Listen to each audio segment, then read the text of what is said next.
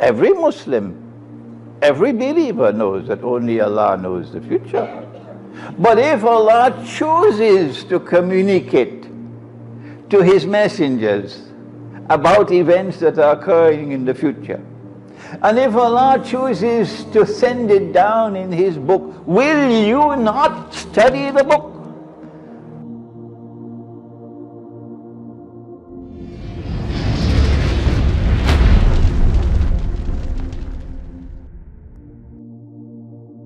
Our Prophet sallallahu ta'ala alayhi wasallam was passing by, and some companions were talking amongst themselves, and he asked, "What are you talking about?"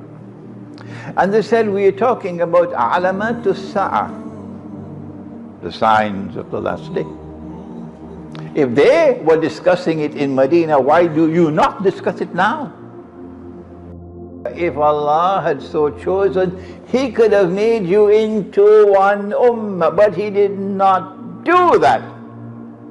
So He gave them their sharia, and He gave us our sharia, and He gave them their qibla, and He gave us our qibla. Fastabiqul khairat. Now compete with each other in all that is good. And those who went fishing on the day of the Sabbath, Allah cursed them. When you violate the law and when you abandon the law, Allah's anger is with you. And when you suffer broken hearts and broken homes, blame yourself, don't blame Allah. When He cursed them, He did something extraordinary.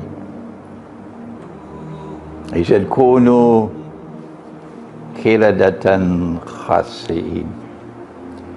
Be apes, monkeys, apes, despised. So a human being has a sense of shame. But when you lose the sense of shame, and you could now come out in public naked, you're living like the apes. If you're living like the apes and you're human beings, and you are cursed by the Lord God, then you can have a Mercedes-Benz parked up in your garage, and you can be living in an affluent suburb, but you live with broken hearts and broken homes. Internal misery and suffering, despite all the wealth that you have. And those of the rest of the world who now choose to follow you and live the way you live, they will also live with broken hearts and broken homes. When you see the law in the land making it possible for a man to marry another man and get a marriage certificate, and you still continue to allow your children to grow up in that society, you will have to answer to Allah for that. And Allah sent the Quran لِقَوْمِ يَتَفَكَّرُونَ, to a people who think. There are millions of pearls in the Quran which have not been as yet discovered. And if Allah blesses you to learn to discover a pearl in the Quran, that might be your passport to Jannah.